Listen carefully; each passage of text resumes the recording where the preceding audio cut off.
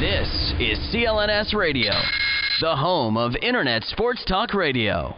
Welcome to Victory Lane Radio. Get ready for another episode of New England's favorite racing talk show. Join us as Eric and Al talk about your favorite tracks and drivers. The action starts now. Welcome to the show. The driver of the number 71 Grimm Construction Chevrolet on the K&N Pro Series East Tour for NASCAR, and the number 17 Hancock Electric Pontiac on the American Canadian Tour, and winner of the third annual, American Canadian Tour Invitational at New Hampshire Motor Speedway, Eddie MacDonald. How you doing, buddy? Good. How are you guys? Ooh, that took a long time, huh? Not bad. Yeah. I didn't quite have a good enough weekend like you did, but no, it was a pretty good weekend. Really wish we. Can you guys hear me all right? Yeah, I can hear you fine. All right. Yeah, go ahead. On my. So, it was a pretty good weekend. A little bit about the weekend. Well, Friday, it all really started Thursday in qualifying for the K&N East car, and we ended up qualifying second. So we're real happy with that. Usually, when we get to qualify up front, we have a good run. And right from the drop of the green flag, we kind of knew that the car was a little off. With all the rain and everything, we were probably just a little too much on the tighter side. So we really wanted to come in and make some adjustments, but knowing that there was some bad weather coming, we decided just to stay out and ride it out, because we knew that they were just looking to mainly get to halfway. So we figured we just had to ride that one out, and we came home fifth. So not too bad, but really was looking forward to a little better finish. Yeah, let's talk a little bit about your K&N season before we get into the ACT stuff. You're currently seventh in points. Next week is Dover, which is your season-ending event. You're probably going to stay in seventh. I think you're like 80 points behind or something. How would you rate this year? You've been shut out for the last couple of years on the K&N Tour, but how would you rate this year compared to like the years in the past? Yeah, this year was definitely a struggle for us. Is it kind of weird? Let me ask you. Let me premise this question. I don't mean to interrupt you here, but I'm going to interrupt you anyway, right, Al? But that's right. Nothing new. I meant to say this before, and I'm getting all over myself here, but is it hard? It must be hard to gain anything on like a 12-race season. I mean, if you have two bad starts, aren't you pretty much behind the eight ball, so to speak, big time? Yeah, absolutely. That just makes it so you have to be right on every race and have no mistakes and stay out of trouble. But everyone's in the same situation, so it's a combination of luck and preparation, and we just haven't really been able to hit where we needed to be this year. We've had a few good runs, but not really where we have in the past. So we kind of need to go back to the drawing board and try to figure out some of our short track stuff. It seems like, we've run pretty well at, Iowa, New Hampshire, and hopefully we'll have a decent run at Dover. So just the short tracks, really just a struggle for us trying to get, forward grip off the corner and for the end of the race. So once we figure that out, I think we'll be in pretty good shape. Just the thing that's hurt us a lot in the last couple years, they allowed the teams to start testing again. So we finished second in the points 2 years ago, and that was a huge help. They had a testing rule where you couldn't test at any of the tracks, and that really helped us being a smaller team. So sure. Yeah, once they start doing that, it opens it right up again to the big teams spending the big money to get the some recognition for the driver, I guess. Yeah, and a lot of the tracks that we race on are within a couple hours from, the Mooresville area, which a lot of them come from. But, we still got to do our own homework and try to catch them guys and hopefully be able to be competitive in the future. Sure. Now, I mean, your list of accolades, even on the local scene, is pretty incredible, Eddie. I mean, and I'll run these down for the people who don't know. We're talking Eddie MacDonald, and most recently the ACT Invitational winner at New Hampshire Motor Speedway, but he's a two-time Oxford 250 winner. He's a two-time ACT Invitational winner. He's a 5-time winner on the tour, including your 3-point races at Oxford and the 2 Invitational races. He's a 6-time NASCAR K&N Pro Series East winner. I mean, you're a very successful driver. You turned 31 in July. Do you think the door on you moving up is closing? Yeah, unfortunately it is. It's a shame, but just the way the whole racing world is turned, it's basically in any of the NASCAR series, it's a lot about money and how much you can bring to the table. It's not a whole lot about what you've done or any talent or anything, which is a shame for a lot. Even the young guys are coming up now. It's going to be a real struggle for them to get into the series, any of the series, without a lot of funding. But so unfortunately, it's tough to think that way. But the reality is if you don't have a huge sponsor backing you or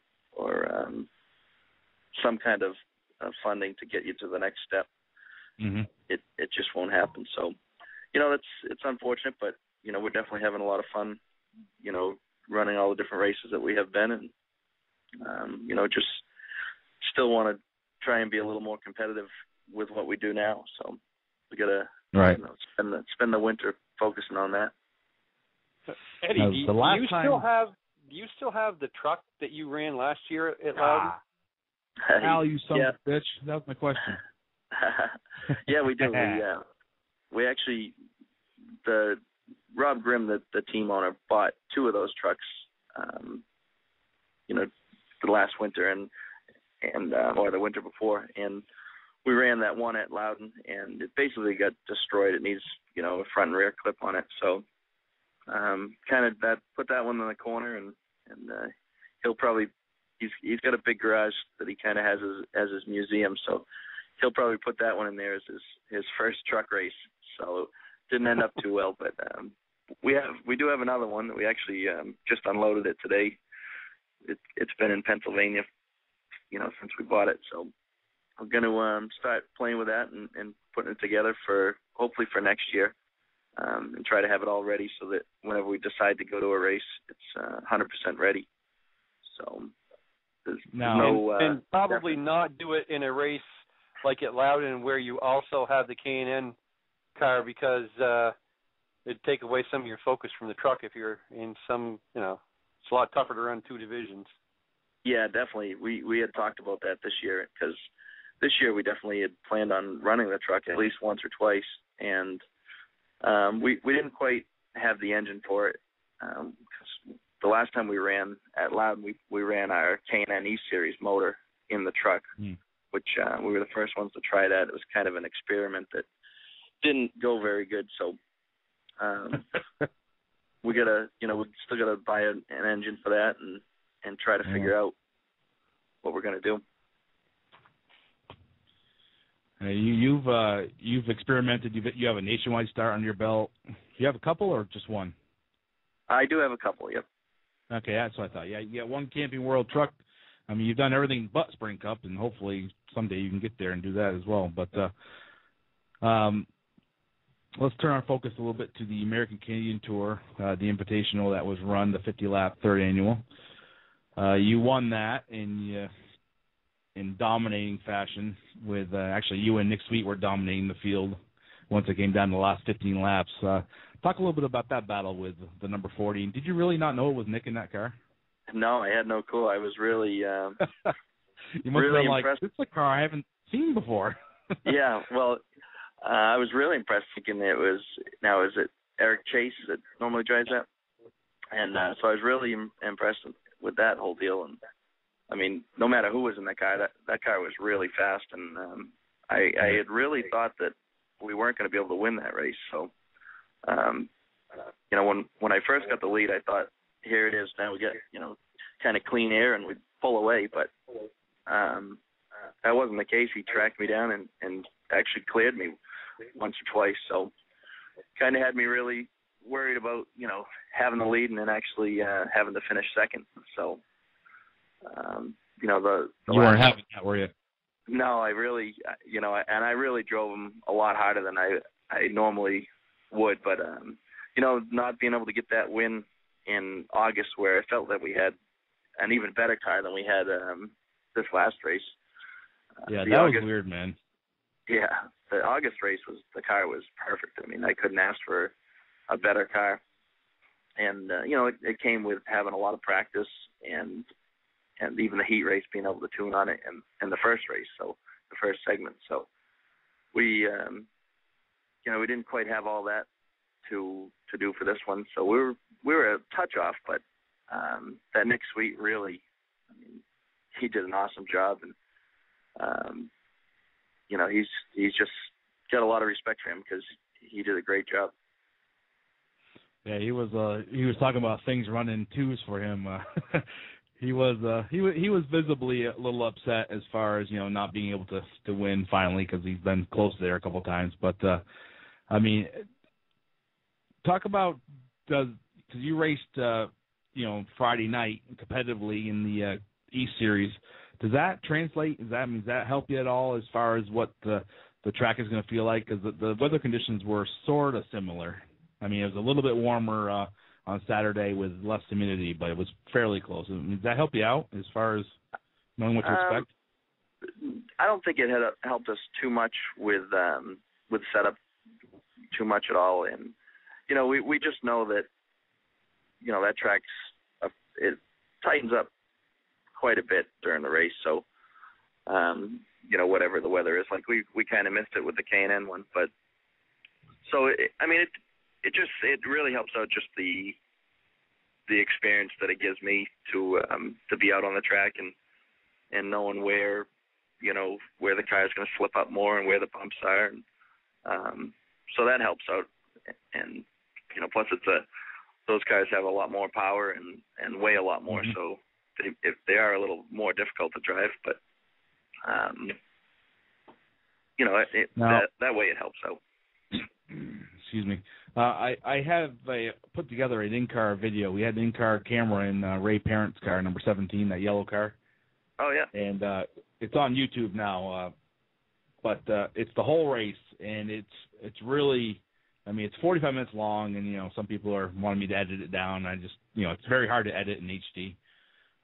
But it really, I watched the whole video last night, Eddie, and I can't believe the moves that some of you guys pulled. It was incredible to see Ray Parent going into corner one, with two cars on his right, and then all of a sudden the 17 flying by on his left. I'm like, what? It's incredible, and it happened. Of course, the 17, the 37, the 40. Ray finished, I think it was in 22nd position, so he was right in the middle of the action. Right. I didn't expect to see the type of racing that I was seeing at his front windshield. You guys are beating and banging. Yeah, these cars, they're a lot of fun to drive, and they really do put on a great show in the corners.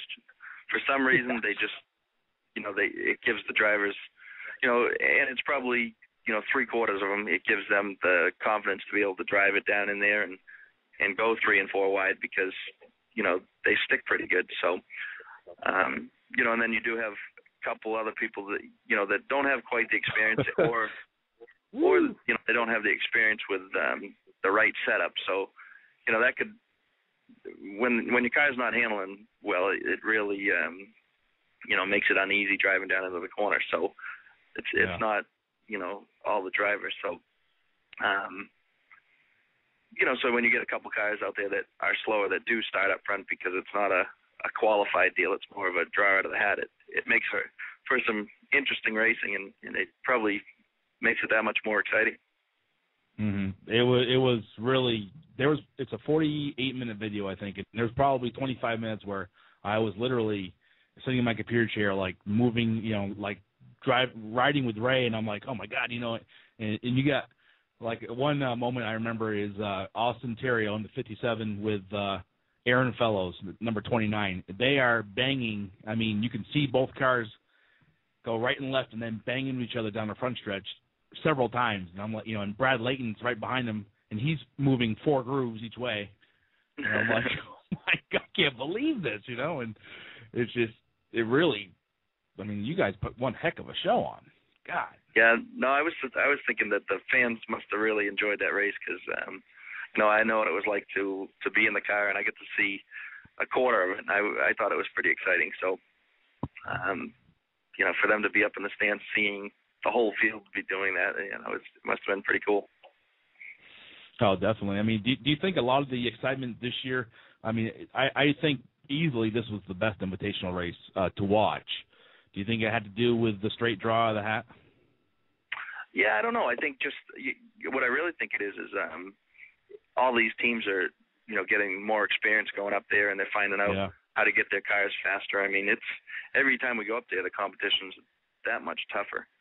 So, right. And that's just because, you know, from running on your local, you know, track, Oxford or even Thunder Road, you know, this is a totally different, you know, ball game when you come to Loudon. So, a lot of people don't have any of that experience setting the cars up. So, you know, you go back there 3 and 4 times, you know, everyone's starting to really figure it out. Yeah. So your car you used to win is the same car you used in the first Invitational and the 250s, correct? Yep. So, now what's up with the new car that you brought down in New Smyrna? We're actually in the process of getting that one together, and right now the plan is to take it to Airborne. So, you're going to race the Airborne ACT race? Yep, that's the plan right now. So, hopefully everything comes together all right, and we can get the car finished. Yeah. We had to really do some work to that car and try to figure it out. We're just not used to a car like that, so we had to really go through the whole thing and try to get it so that it would work for us. You know, but it's a really nice car, so hopefully we'll be able to get it competitive. No, yeah, I found it kind of weird that the announcer at the press conference there, or post race, was talking about you at Milk Bowl, and I'm thinking, I don't think does he know Eddie's not probably not going to be at the Milk Bowl, but he was talking like you were going to be there, so I was like, maybe he knows something I don't, but yeah, so I think that's he was cool just news that you. He was probably just the track announcer, so. Yeah. Yeah, so that's cool, man. If you show up at Airborne, I mean, how many times have you been there? I've never even seen the place, so I haven't seen a picture. Oh, whoa, you're gonna love it, Eddie. You are progressively banked. It's nice. No, it would be great. A little bit smaller, a little bit less banked than Thompson. Really? Yeah. Oh, yeah. It's not quite, it's not quite the banking, but the track surface is nicer. You know, it's fairly new, so very nice. No, that would be pretty neat to try it out. Hopefully we can get that car back together and cool. You know, try to make it up there. That's definitely the plan right now. Awesome. So what about when your dad?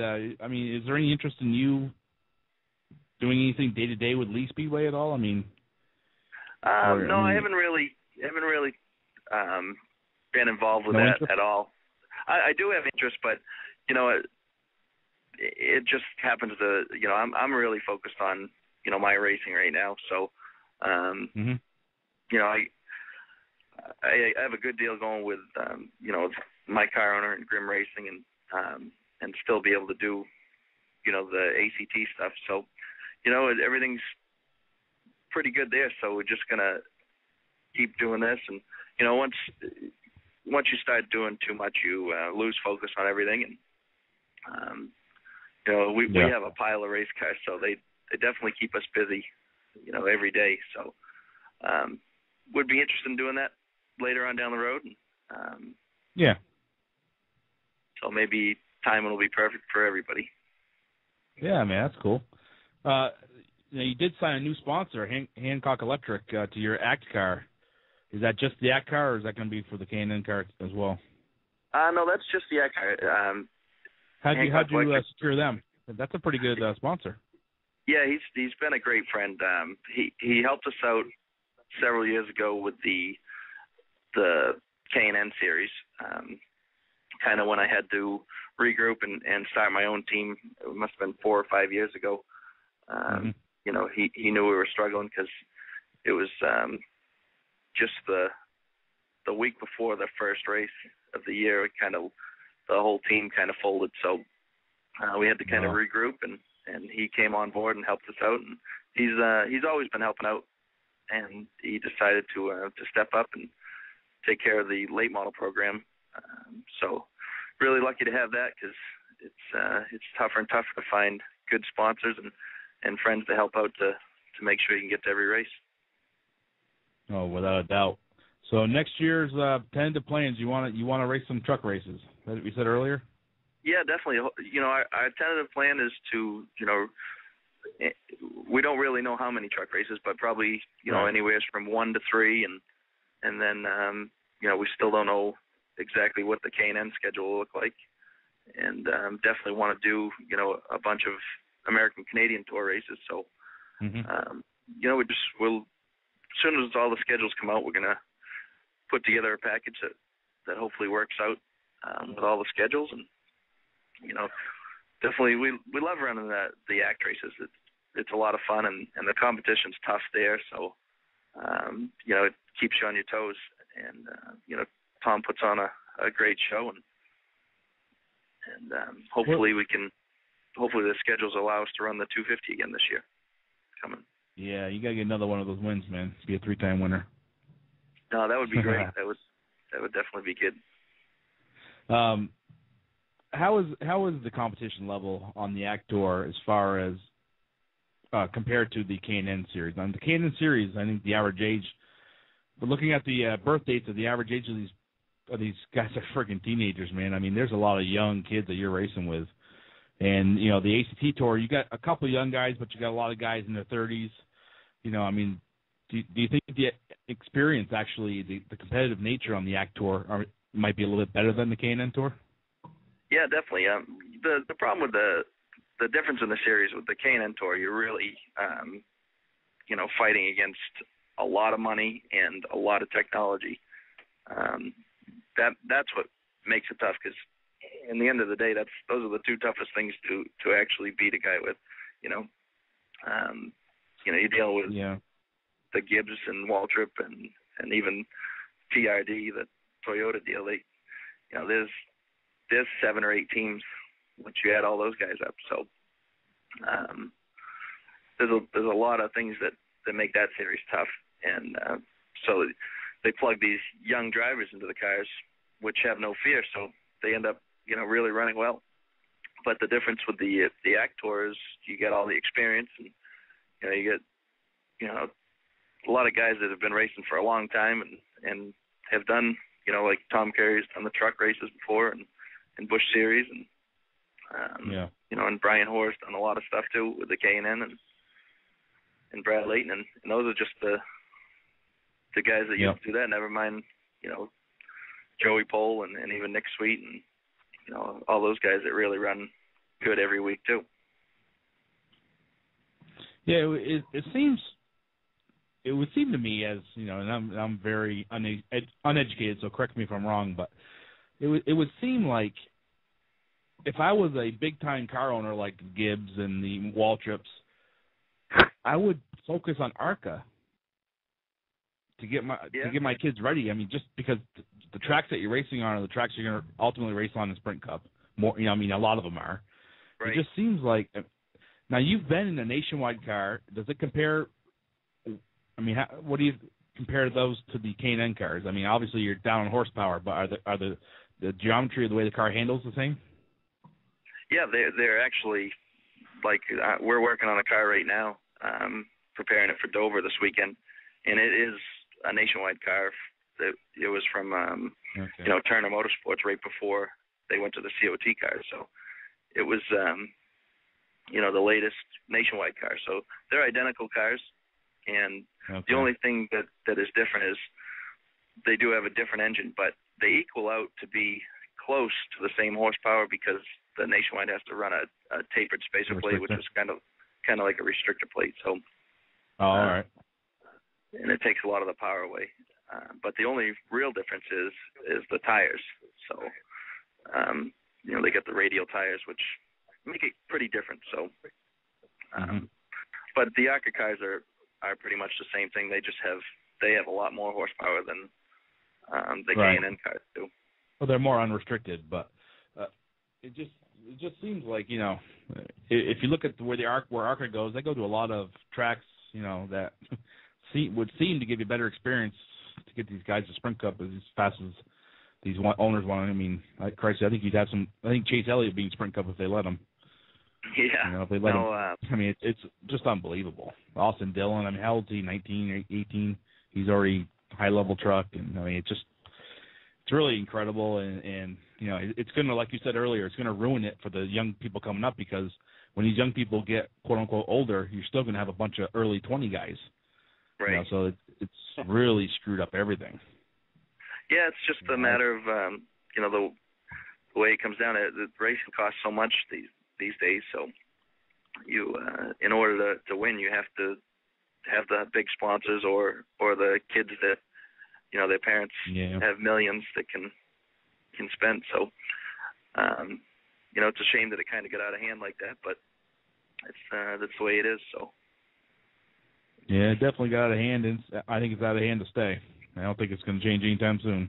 No, I don't think so either. But yeah, the ARCA series seems to be, like you said, that it would be a path that you would think that a lot of the teams would take, and I'm not sure why they don't get involved in that. But I know a lot of them do have some affiliation with teams that run in that series. So, and they'll run their drivers through there to get qualified for Daytona and some of the bigger tracks, because they don't just let anyone get on Daytona for the first time in a truck or a Nationwide car. Absolutely. So I'm taking it by our conversation here that you haven't had any calls to race anywhere else for anybody else, or no? No, not anytime soon. So hopefully that could happen someday. But we're having a lot of fun with what we're doing now. Heck yes. That's right. Grim Construction's setting you right up, and hopefully you guys get some good truck finishes next year and end out this year on a high note. How do you like Dover? Pretty fun to race? Dover's an awesome place to race, and I've been able to break the track record there, and I've qualified second each time we broke the track record. So kind of it's just been real close there, but hoping for a good win. That place is a lot of fun. That's one place that I really would love to win. It's the name of the track explains it all, because it really is. It's like a monster. I mean, if you have anything go around there, it's going to happen. So hopefully we can go there this weekend and have a strong finish. Trying a new car there that we haven't run there before, so we'll have to work the little bugs out of it, but it should be a good car. I'm sure you guys will do just fine. Hopefully. So. And we definitely, I don't know if Al has any more questions for you, sir. It's been a busy weekend for you. I don't want to hold you.